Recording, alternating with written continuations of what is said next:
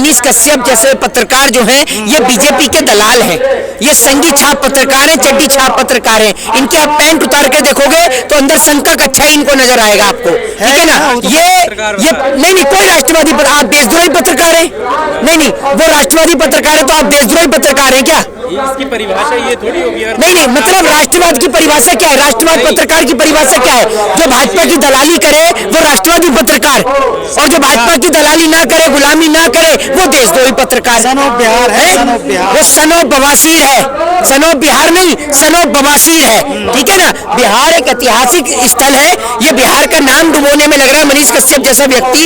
एक बात आप मुझे बताइए, ये बिहार के अंदर जो बिहार के उप मुख्यमंत्री तेजस्वी यादव हैं, उनको बदनाम करने की कोशिश की जा रही है और कुछ नहीं। वहां पर आपने देखा होगा स्टालिन के साथ में उन्होंने जिस प्रकार से जन्मदिन के अवसर पर वहां पर पहुंचे, तो तेजस्वी यादव को बदनाम करने की कोशिश ये मनीष कश्यप जैसे पत्रकार के द्वारा की गई थी, लेकिन इसको तेजस्वी यादव ने पूर्ण तरीके से असफल किया और सारी बातें झूठी। आपको तो पता होगा कि बिहार में एक छठ पूजा का और दूसरा होली का सबसे बड़ा महापर्व होता है, और इस महापर्व पर लोग अपने अपने घरों पर आते हैं और लोग अपने घर पर वापस लौट रहे थे, लेकिन उसको दूसरे तरीके से प्रेजेंट किया गया, दूसरे तरीके से दिखाया गया। लेकिन जिस तरीके से उसके बाद जब दिखा कि तेजस्वी यादव को उससे कोई फर्क नहीं पड़ा, तो आपने देखा होगा कि तेजस्वी यादव को उससे पहले राबड़ी देवी को, लालू प्रसाद यादव को ईडी का, सीबीआई का जो है सम्मन जारी किया जाता है, नोटिस जारी किया जाता है और उनके ऊपर कार्रवाई करी जाती है। इतना ताकत कहां से मिला? वो कह रहा है कि 184 दिन में सरकार गिरा देंगे। भैया उनको ताकत इसलिए मिल रहा है क्योंकि वो तो बीजेपी परेशान इस बात से है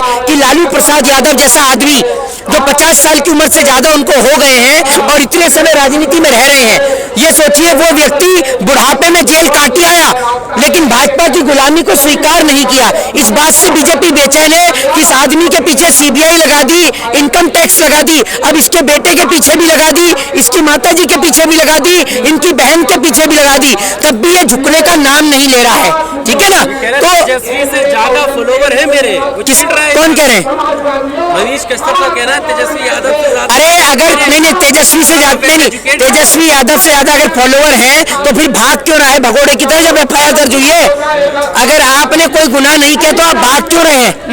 आपने गुनाह किया तभी तो आप भाग रहे हैं। एक चोर डकैत गुंडा ही तो भागता है, जिसने अपराध नहीं किया वो भागेगा क्यों? लालू प्रसाद यादव का जब सम्मन जारी किया गया, उनको जेल के अंदर बंद किया गया, तो लालू प्रसाद यादव कहीं भागे थोड़ी, जो कि उनको पता उनको तो फंसाया गया, वो भागे नहीं। तो सीबीआई और ईडी जो ये बात को तेजस्वी यादव ने कहा है कि भाजपा के 3 जमाई सीबीआई, ईडी और इनकम टैक्स, तो इस बात में कोई गलत नहीं है, ये बिल्कुल पूर्णतः सही है। क्योंकि जिस प्रकार से सीबीआई और ईडी का दुरुपयोग कर जगह जगह सरकार बनाई जा रही है और जहां बनी हुई सरकार है वह गिराया जा रहा है। आपने महाराष्ट्र में देखा होगा, महाराष्ट्र में कैसे सरकार गिराई गई, आपने देखा होगा इधर मध्य प्रदेश में कैसे सरकार गिराई गई। तो भारतीय जनता पार्टी जो है वो सरकारी संस्थानों का दुरुपयोग कर जगह जगह सरकार बना रही है, संविधान खतरे में है, लोकतंत्र की धज्जियां उड़ाई जा रही हैं, लेकिन देश के लोगों को यह समझ में नहीं आ रहा और देश सिर्फ आज यही चिल्ला रहा है। अंग्रेजों के दौर में चिल्लाता था साइमन गो बैक, आज मोदी जी के दौर में चिल्ला रहा है चाय मैन गो बैक। आज पूरा देश कह रहा है चाय मैन गो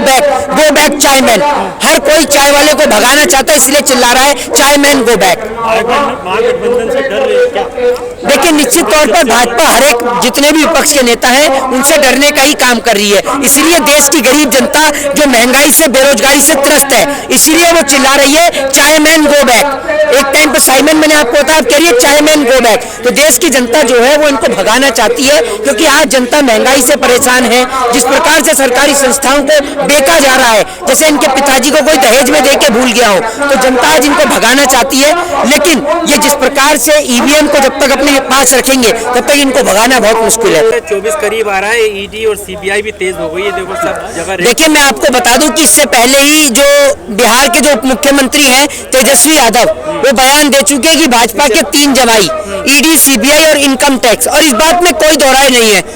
कश्मीर से कन्याकुमारी तक सभी विपक्ष के नेताओं के ऊपर ईडी और सीबीआई की रेड हो रही है, लेकिन आप देख रहे हैं कि भारतीय जनता पार्टी के एक भी नेता के घर पर ना ईडी की रेड होती है ना सीबीआई की रेड होती है। सारे विपक्ष के नेताओं के ऊपर ही ईडी और सीबीआई की रेड हो रही है। और अभी तक तो सिर्फ विपक्ष के नेता, चाहे वो लालू प्रसाद यादव हो, तेजस्वी यादव हो, चाहे वो केसीआर की बेटी हो, चाहे फिर वो तमाम विपक्ष के लोग हो, चाहे अखिलेश यादव हो, चाहे सोनिया गांधी हो, राहुल गांधी हो, और अब जो लोग प्रदर्शन करते हैं, यानी किसान लोग जो हैं, संयुक्त किसान मोर्चा के 2 लोगों के घर पे भी ईडी और सीबीआई की जो है वो छापेमारी हुई है।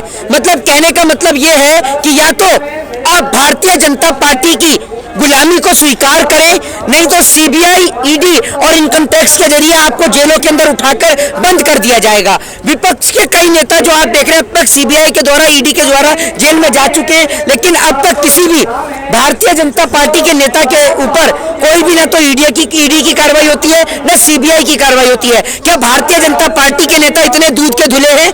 ये राजा हरिश्चंद्र की छठी औलाद है जो उनके ऊपर कोई कार्रवाई नहीं होती है, कोई सीबीआई के छापे, कोई ईडी के छापे नहीं होते हैं। आखिर ऐसा क्यों? इस सवाल का जवाब दीजिए। तमाम जगह पे कश्मीर से कन्याकुमारी तक सभी नेताओं के ऊपर सीबीआई और ईडी के छापे हो रहे हैं, लेकिन बीजेपी के किसी नेता के ऊपर नहीं हो रहे हैं। क्या सीबीआई और ईडी उन्हीं लोगों के ऊपर छापे मारती है जिन लोगों की लिस्ट भारतीय जनता पार्टी देती है, या उन्हीं लोगों के घर पे छापे पड़ते हैं जो लोग बीजेपी का विरोध करते हैं? वरना आप एक बीजेपी नेता का नाम बताइए जिसके घर पर सीबीआई और ईडी रेड मार रही हो। भ्रष्टाचारियों के घर पे पड़ते हैं वो। तो बीजेपी के घर में क्या एक भी भ्रष्टाचारी नहीं है? देश के, सुन लीजिए, सबसे पहले देश के गृह मंत्री अमित शाह जी जो है, उनका बेटा जय शाह कैसे बनता है क्रिकेट कंट्रोल बोर्ड में? इसके ऊपर होनी चाहिए छापेमारी। पत्रकारों के घर पे मारिए ना, ये जो भारतीय जनता पार्टी के बड़े बड़े पत्रकार हैं इनके घर पर रेड मारिए। दूसरी बात ये, सीबीआई और ईडी की रेड करने की बात करी थी अंबानी और अडानी के ऊपर, लेकिन छापेमारी हो रही है आप देख रहे हैं विपक्ष के नेताओं के ऊपर।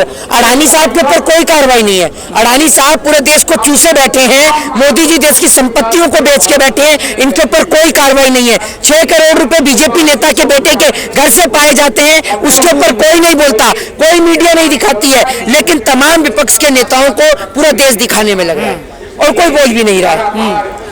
उनकी तो सरकार गिराने पे लगे हुए, कह रहे हैं कि 2025 में मनीष कश्यप, एक पत्रकार अपने आप को कहता है, कह रहा है कि उनको 2025 में तेजस्वी यादव को मुख्यमंत्री नहीं बनना। मनीष कश्यप नहीं, मनीष कश्यप क्या है? मनीष कश्यप जैसे पत्रकार जो है ये बीजेपी के दलाल हैं।